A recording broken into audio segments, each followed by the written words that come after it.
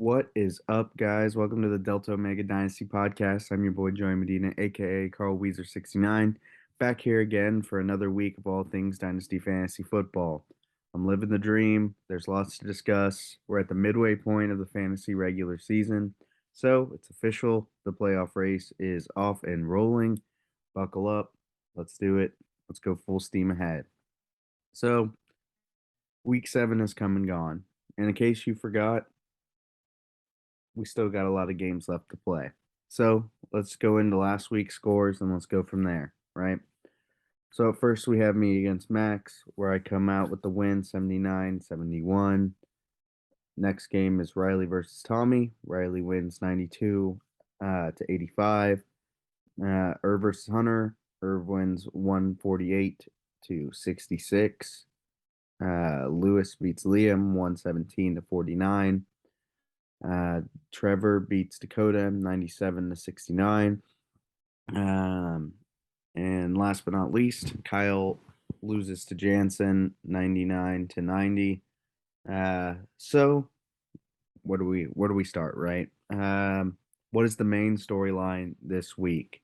I think there's a few different avenues that you could go for week 7. We could go to the consensus number 1, only putting up 79 points.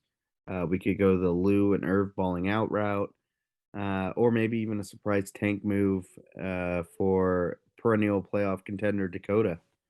Um, you know what? I That's a lot of good storylines, and there's more I want to talk about, but I think we can touch on it all just a little bit. I got time, but before we talk about anything else, I think we need to talk about Kyle first. And to do that, let's go back in time for a second, more specifically 23 days ago when Riley was bored at work. And he requested that the rest of the league send hot takes in the chat. I then, soon after, stepped up to the plate and proclaimed Kyle would start 6-0 and then lose 5 of his last 6 of his last 8. And what I really meant was he would lose 3 straight. Nah, no, no, no. I'm totally kidding. But it's worth noting it was a bold take at the time because Kyle was 4-0. He was on top of the standings at the time of that prediction. Now he sits at 4-3 on the edge of the playoffs, um, as we currently sit. Excuse me. Um, that being said, I do expect Kyle to have some totally unbiased and reasonably realistic rebuttal if I harp on his team too hard. But I think this is an interesting team to follow this year when you factor in that it's been such a roller coaster. 4 in a row, 4 in a row wins, and then 3 straight losses. Sorry, and here we are at 4-3. Um, so yeah, where do we go from here, right? He put up 90 points this week. Was not a bad performance at all. He outscored 6 teams this week. Um, Sun God going down probably hurt his chances a lot to win, but the way Jared Goff was playing, I don't know if he would have gotten 9 extra points in all honesty. I mean, he very well is capable of, but the way I was watching Goff on Sunday, I'm not thinking there was a good chance. So yeah, so 4 wins. Here's where Kyle sits. He's got 4 wins. He's got an inside track to the playoffs. But I think for any hot team down the stretch, or any team that gets hot down the stretch, um, I think the chase is on. I really do. I really do. Um, let's switch gears here. Let's talk about my team briefly. I put up a season low, 79 points, and a win against Max. Initial reaction, I'm pretty sure that the fantasy gods are making it up to me after I lost by 1.2 points after putting up like 106 against Trevor in week 3. Um, Now, I only bring this to you because of the recency bias that this league has shown in the power rankings week to week, myself included. Um, and I'm thinking maybe I've lost a little bit of luster right now, just because I put up 79. But I know what you're probably thinking. Cup, AJ Brown, and Swift didn't play, so of course I was going to see a dip in my team's performance. And you're right. So hopefully I get all three back. And a potential game of the year candidate against Irv this week. Excited for that. More on that later. Moving on, let's go to Dakota. After 2 years in a row in this league, finishing third, Dakota has now lost four straight, starting the year 2-1. And I really feel for Dakota, who, as you guys know, during the late window on Sunday, listed Justin Herbert, James Conner, and Keenan Allen on the trade block, I should say. This is a perfect example of every fantasy player's worst nightmare, where the season hasn't quite gone your way over the last month or so, and um, you end up knowing you're going to lose your current week matchup by the late window. It's just not a good feeling. And then obviously the frustration, trade block listings spoke louder than any words probably could. Um, and now I could be interpreting this very wrong. It's all possible. As Dakota does have Jalen Hurts and Pollard and Kamara, who have been nice to say the least at the running back and quarterback positions. So maybe, and I guess Bateman and Thielen are serviceable wideouts, but still not, you don't feel good about that. But maybe Dakota's just trying to acquire more value while he can, and maybe he's content on playing the rest of the season out with the guys that he wants to keep. He might be at that point where he thinks I might not win this year, but I might as well get some value so I can load myself up with talent for the coming years. And that's kind of I kind of took away from it. Um, but I took it more of yeah, like I said, I took it more as this is not my year rather than I can win with the rest of my crew as in terms of a decision. I'll be interested to see if any of those players get moved because Dakota does have a favorable remaining schedule. He has Hunter twice. He has Max, Liam, Kyle, Tommy, Irv. And while playoff chances are looking bleak, I would not be surprised in the slightest to see this team rattle off quite a few wins here in the next few weeks as we go down the stretch. Um, I'd even go so far to say it's this at its absolute ceiling. I think this team can be as good as 8-6 by the end of the year, which I think for sure is in playoff contention. So that's enough about that. Um, let's do one more week 6 storyline or week 7 storyline, I should say. We do have I do want to touch on Irv and Lewis. They were the only 100 plus point scorers of the week. Um, and we see Lou and Irv pick up their second and third wins on the season respectfully. Irv sits at 3-4, Lou sits at 2-5. Not writing them or counting these teams out of the playoffs just yet. I know it's going to be a tough mountain to climb, but they both picked up a game on Kyle and Tommy, who are the 5-6 seed in the playoffs at this point. Both teams will have to earn it if they want to make the playoffs because their remaining schedules are not very friendly. But Lewis's running backs and Irv's Bengal stack are looking very hot right now. So these are two teams to watch down the stretch. And if they get hot, they could definitely squeak their way into the playoffs. I'm not counting them out yet. So that's it for week 7 storylines. Um, let's pivot to something else. Since we've talked about it quite a bit so far on the show so far, I said so far twice, make it 3 times. Let's take a look at the remaining schedules for the entire league, and see. Let's take a look and see who has got the hardest remaining schedule, who's got the easiest remaining schedule leading up to the playoffs. Now, here's a little disclaimer: since it's a fact that we all play the same opponents, strength schedule will be close. In a few instances, there's going to be some ties when we're looking at opponents' records. And so for ties, I did a combo of things for a tiebreaker.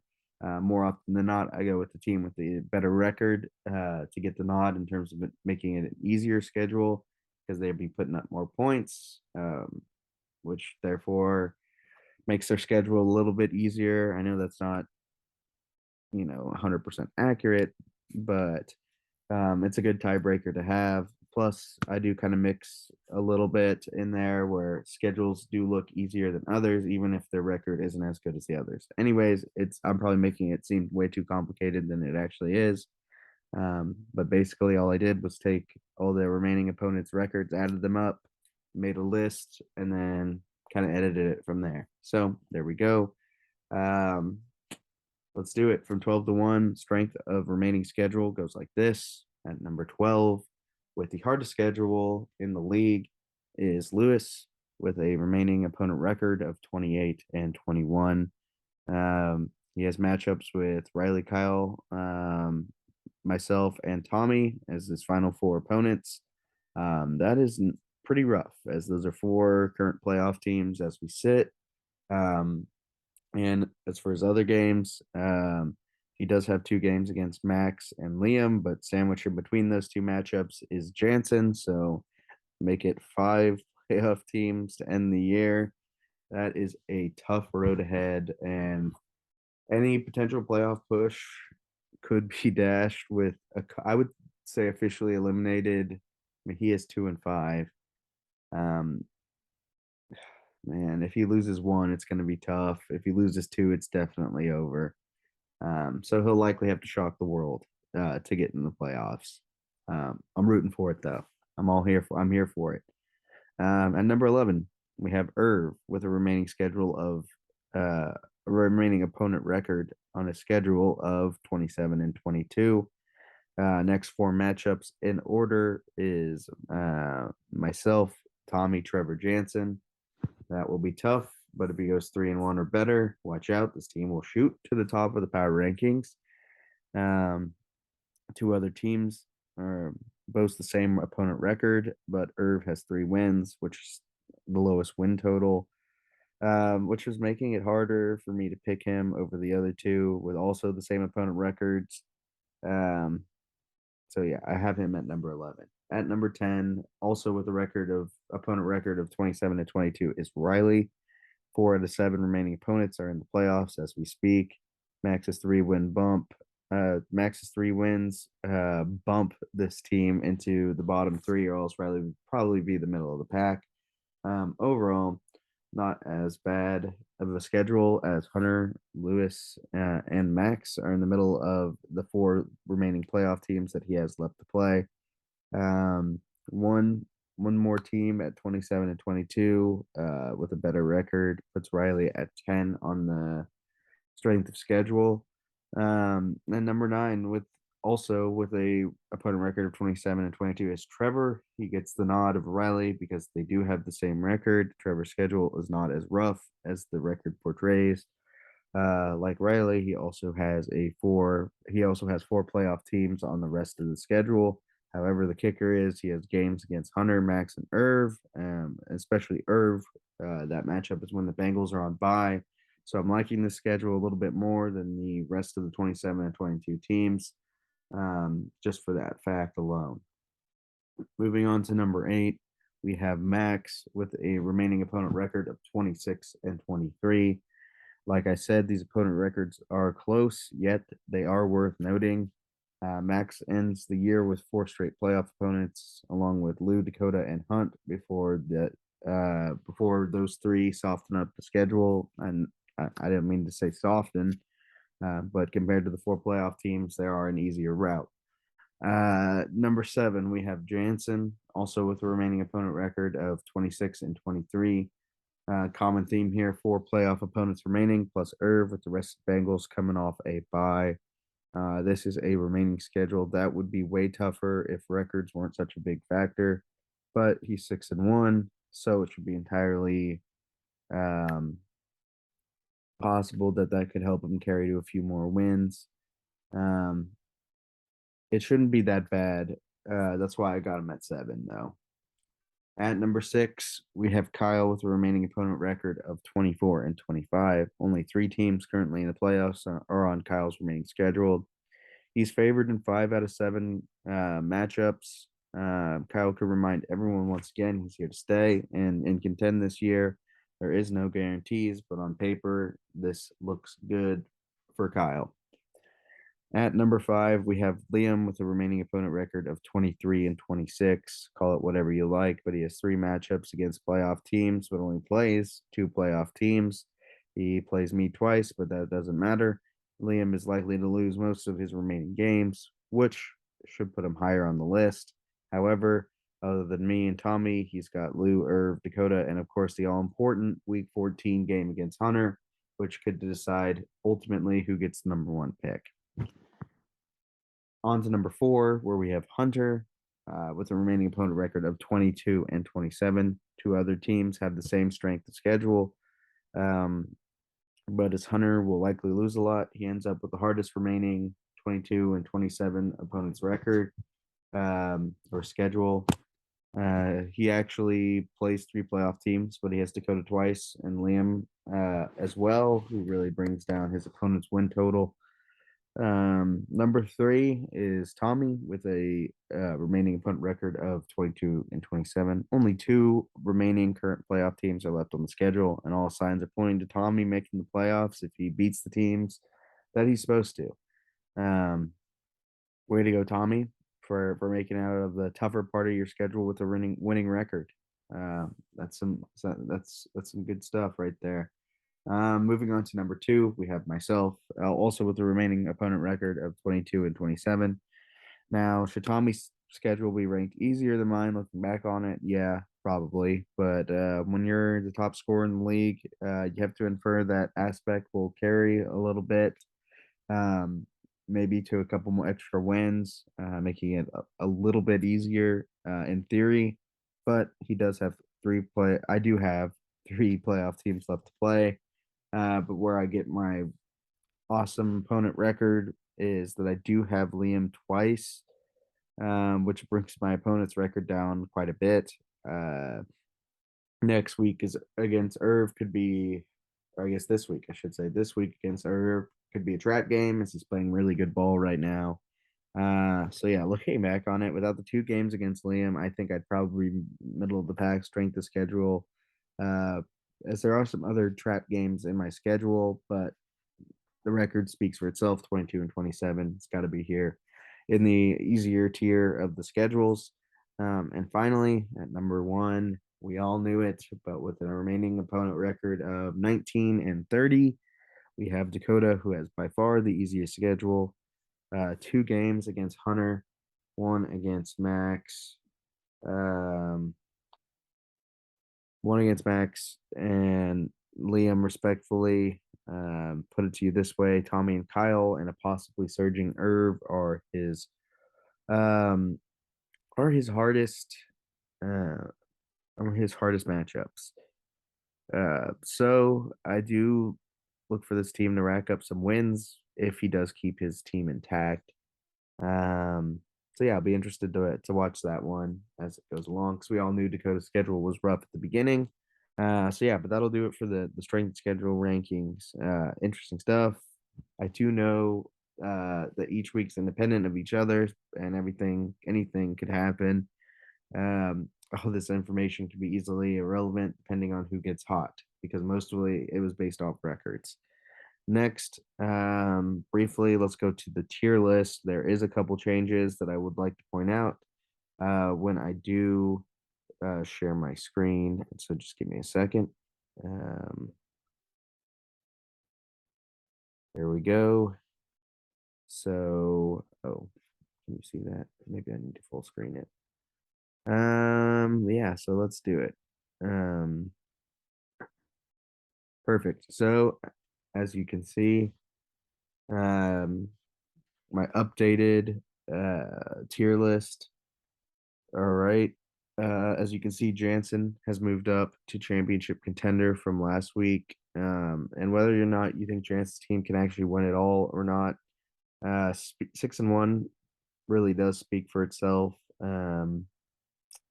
I told you guys last week if he won again, he would get my respect and I would move him up. 1 loss at the halfway point. I think you have to be considered a championship contender if you started out the gate this good. As for me and Trevor, we stay in the championship contender as not much has changed. Um, but what I will say is Trevor and Jansen do play each other, and I think whoever wins that game stays in championship contender status, and whoever loses probably falls down to playoff probables. Um, in terms of playoff probables, Riley remains, and we bumped Tommy up from playoff hopeful. Now, call me victim of the moment.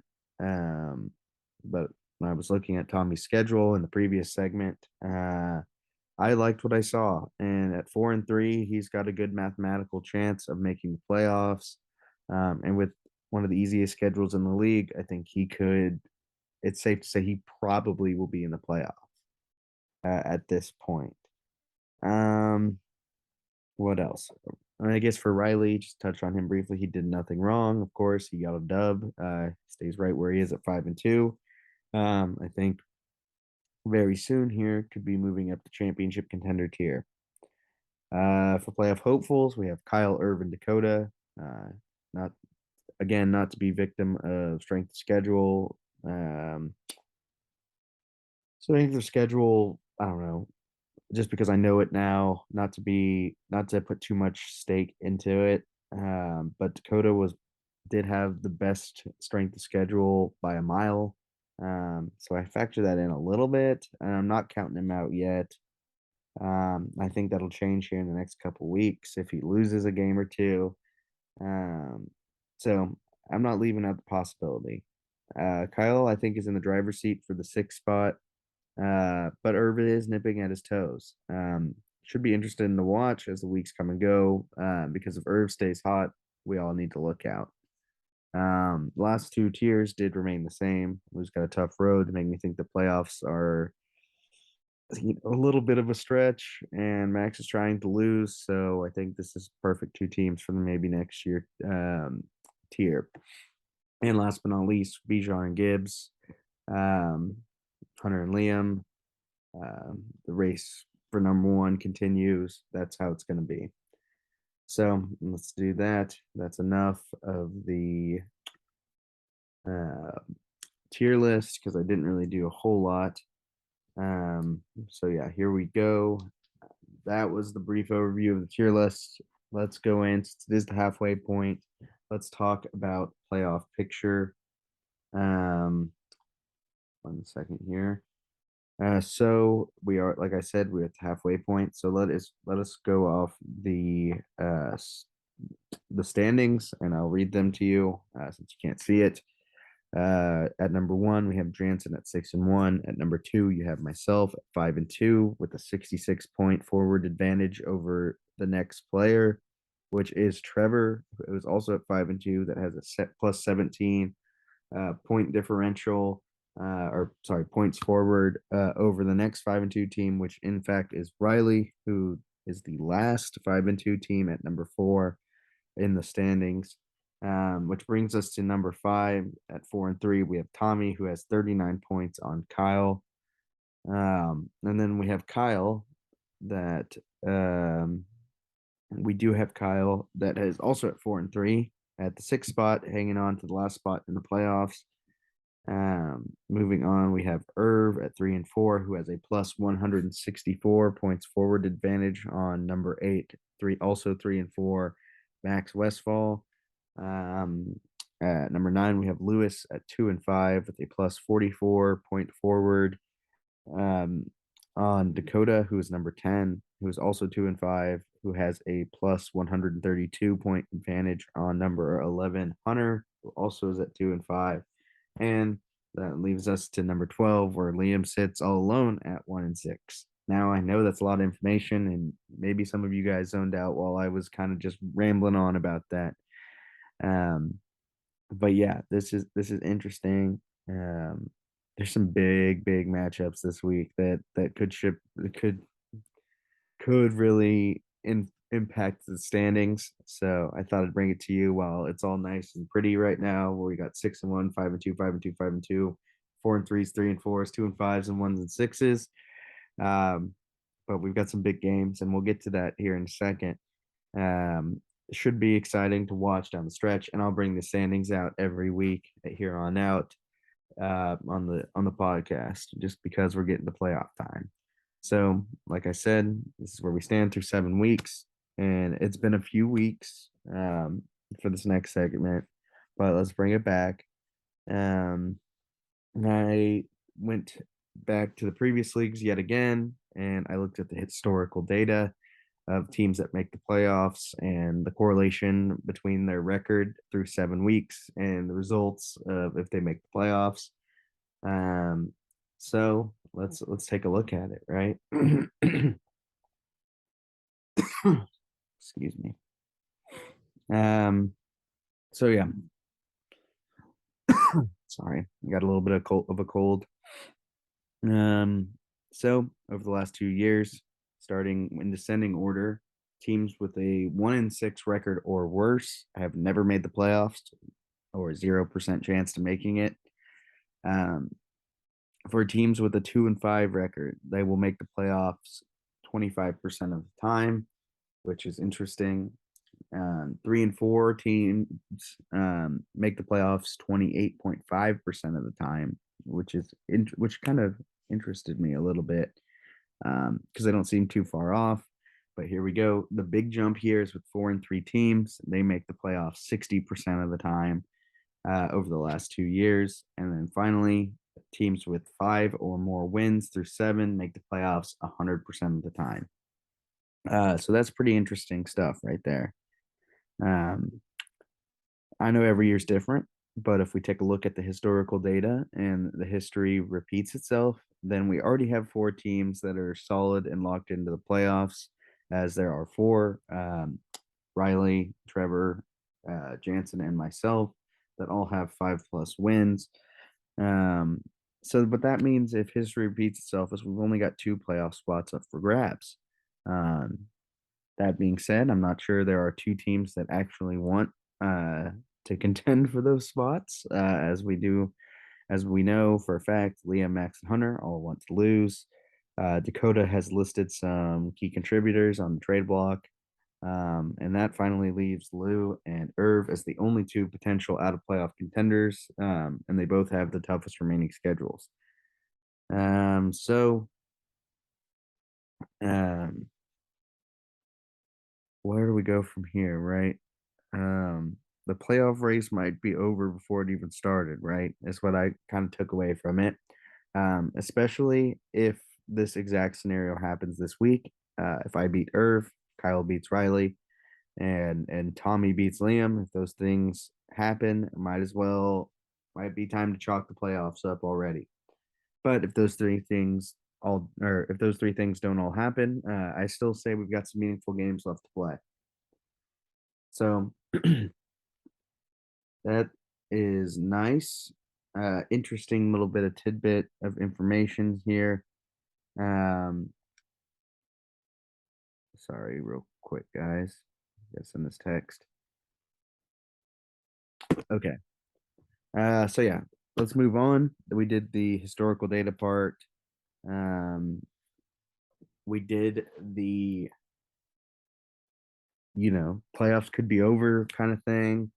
So let's just go on to predictions of this week because I'm excited. I'm genuinely excited about um I'm really excited about some of these matchups this week.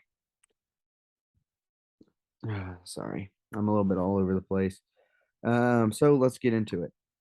Before we talk this week, though, I do need to talk about my predictions from last week. I did go 5-1, and my only loss was of my own doing because I picked against myself. I shouldn't have done that, but that brings my win total to 25-17 on the year, and we are starting to look better. So if I would have picked myself, I would have had my 6-0 week, and I would have been really happy right now. That doesn't matter. But let's go to week 8 matchups. Starting first with me versus Irv. Um, like I said earlier, this could be the game of the year. I get Cup and AJ Brown off bye, and hopefully Swift is back from injury. Irv is as hot as any team as I have ever seen right now. And when I looked at the matchup, there is a lot of green matchups in this one.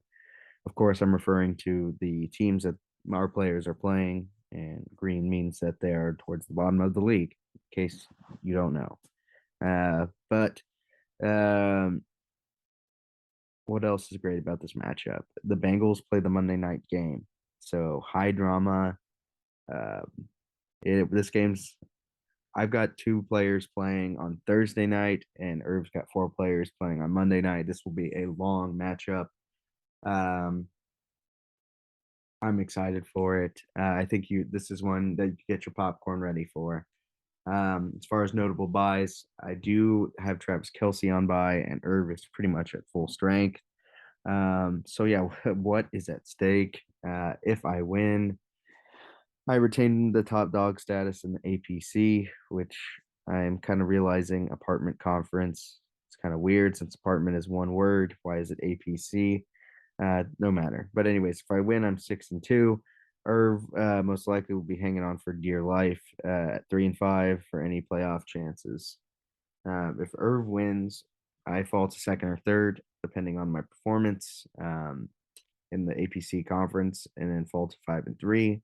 And Irv would improve to 4-4 and would very much so be in the playoff picture. So this is a big game as we move on to the prediction. Um, it's a very big game, especially for Irv. I think this one is going to be high scoring.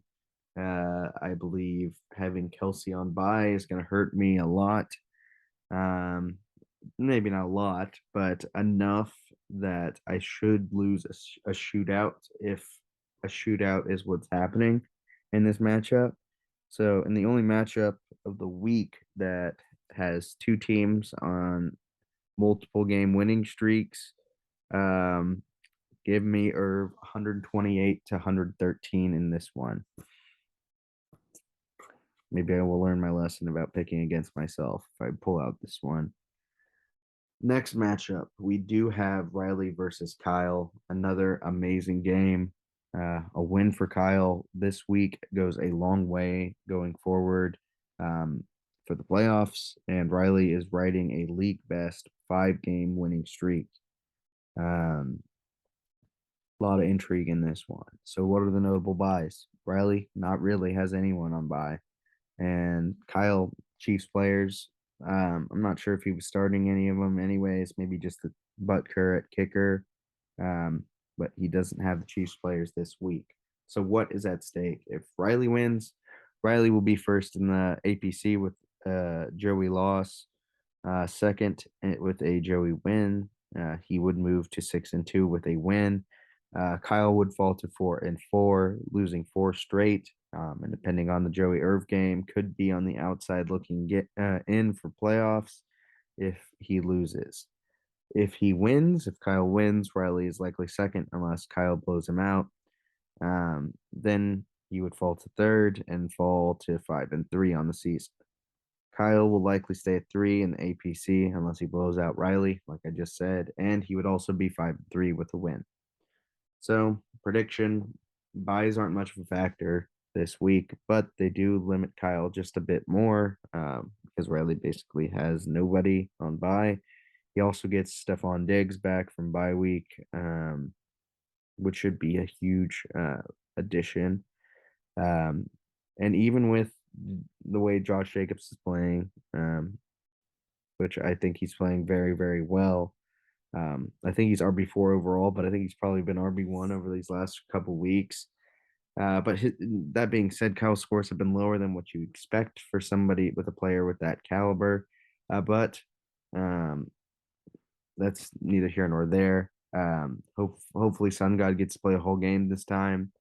But if I have to pick right now, I do expect Riley to win. Dude does have a 5 game winning streak, which is hard to pick against. So I got Riley winning 98-87. How about that? Moving on, Liam versus Tommy. This is a break from the good games, if you will, for a second, as Tommy does get the Bill stack back. Liam has a Chargers defense on bye, which is actually a plus or probably a negative for him because he'll probably end up with more points. Tommy is pretty solid on bye weeks this week. I didn't put anyone down worth noting. So what's at stake with Liam win? Oh, Liam win. He improves to 2-6 which really makes the number one pick really, really interesting. Tommy falls to 4-4 and will allow maybe another team to make up some ground in the playoff race. With a Tommy win, Liam falls to 1-7, 1-7, and another week goes down where he's got the number one pick on lock. With Tommy win, obviously Tommy improves to 5-3 and could move to second in the CTBNL, depending on Trevor's game. So prediction wise, we'll keep it short and sweet. I expect Liam's team to be Liam's team, and I expect Tommy's team to be better than that. Give me Tommy 95-62. Next matchup, Trevor versus Jansen, another candidate for game of the year, not just game of the week, but game of the year. I love this matchup so much. It is a closely projected game. It has a 5-2 team going up against a 6-1 team. What more could you ask? We're gonna find out a little bit from me about both of these teams and what they're made of. I am very pumped for this one. Other than my matchup um, this is the one I'm looking forward to. And then is it Kyle and Riley this week? Yes, Kyle and Riley will are not too far behind in games that I'm also looking forward to. But here we go. Let's talk Trevor Jansen. Notable buys. Trevor has Austin Eckler and whatever Chiefs receiver he's been starting lately on bye, and Jansen has Patrick Mahomes on bye. So what's at stake? Trevor wins. With a win, Trevor moves into sole possession of first place in the CTBNL, and will climb up to 6-2. That's conference to be named later for those that are a little bit slow. Yeah. So Jansen would fall with a Trevor win to 6-2 and out of first place. There we go. I just said that. If Jansen wins, Jansen will stay at the top of the CTBNL and will improve to 7-1. Trevor would fall to 5-3, likely ending his hopes at the first round bye with the loss. If Tommy explodes and Trevor has a midweek, Trevor could fall all the way down to third place in the CTBNL.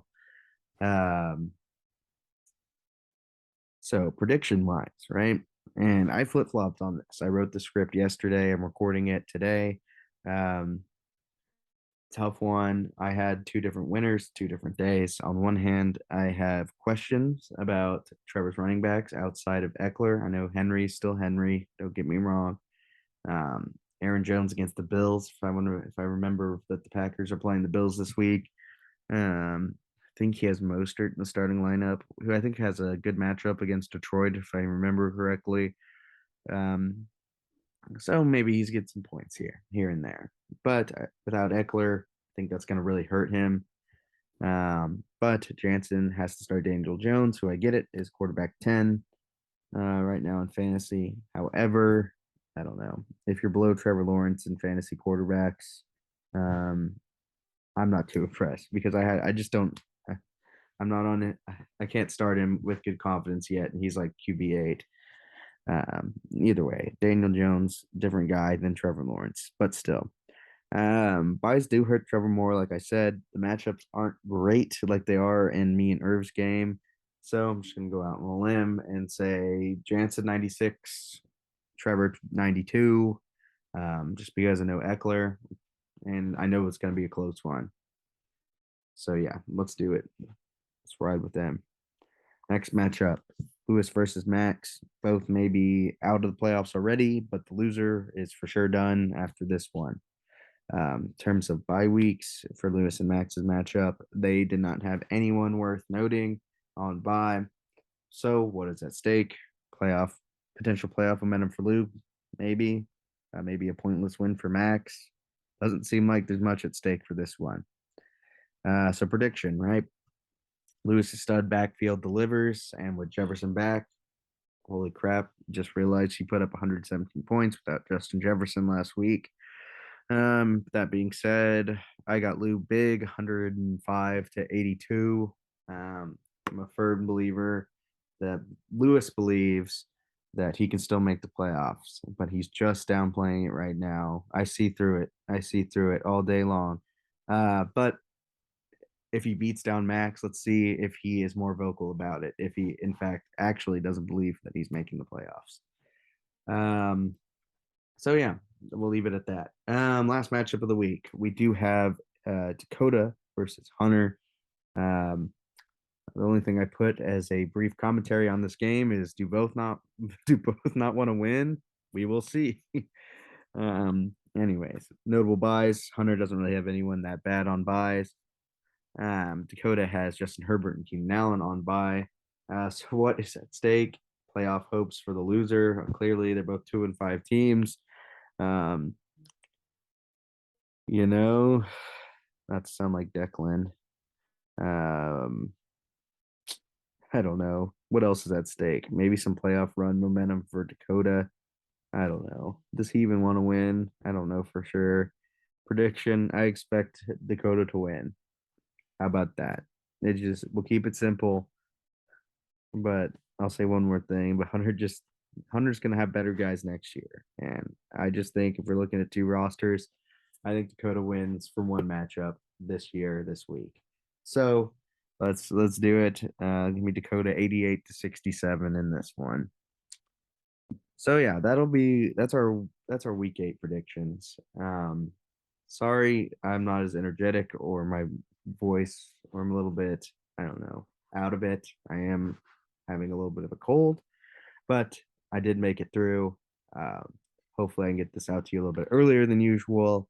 But that is it for week 7 to week 8 podcast. Thank you guys again for writing with me all season. And I will see you guys again next week right here on the um, Delta Omega Dynasty podcast. Cheers, guys.